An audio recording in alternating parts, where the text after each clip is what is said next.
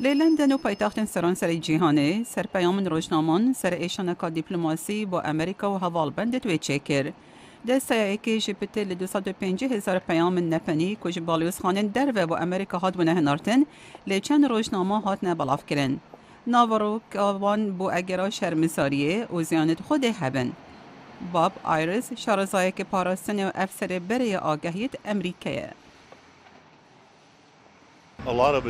زور لوان پیزانینا دوباره نکو منبرینو کت زانی هندک لوان پیاما بحث پارخانه و نرکین رو ببنی لافغانستانت کن یاند بیجن کو امریکا بزاوید کت خلک لگوانتاناموش خوفکت و وگوست ولاتن دی اول نتشتکی نونه لی هک وی چندی دانینا آلیه که زور تشتد گرینگت هی کو رنگ پتی وی بیت امپتل دوبچین آیرس دبیشت جوان تشتا او ادعای کد بیشت وزیر دربای امریکا هیلاری کلینتون جه دیپلمات امریکا خاص بو داسی خوریه لینی نردین نتایت اگرتی بکن. اول چه جارا نابت و امریکا بوی کاری زیده خودشویه.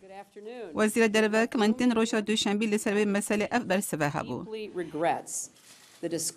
دبیشت امریکا گلک مخابنیا خود دیارتیکت اشبر هر پیزانی نکاهاتی بلاف کرن کتویا نپنی با. اجوان دانستاندن تایبت ناورا دیپلماتان یان بیرو بوچون نرخاندنا کسایاتی دیپلماتت ما.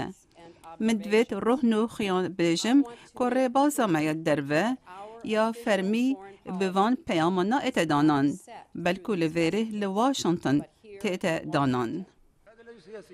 گلک جریبر جهانی کناوان دی بلگنامت بلاوی دهاتیه لی طرابلس پایتخت لیبیا بون با کمبونا بلندی افریقی اروپی. دی بیشن کدوان بلگنامادا سرک وزیر ایتالیا سیلویو برلوسکونی به مروفک به وچوش خراسه هاتیه دیار کرن. دی بلگنامادا بحث ریبر لیبیا معمر قذافی هاتیه کرن کو بوزف خو خوشیاخو هر دم پرستارک اوکراینیات گل. لی بلگنامه کمتر بحث عالی کسایتی دکن و پتر هزرا خودانای سر ادعایت بزیان.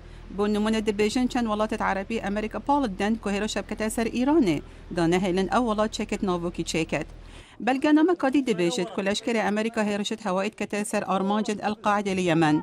حکومت یمن برینوکا گود بو ولاتیت خو کلشکر وان ابتنه هیروش هدکت. کریستوفر مایر بالیوز برای بریتانیا بو لامریکا.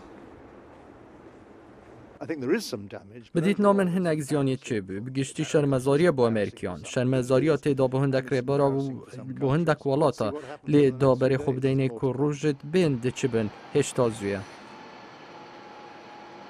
اف راپورتش بش کاکر دیا دنگ امریکا هاته بلاف کرن.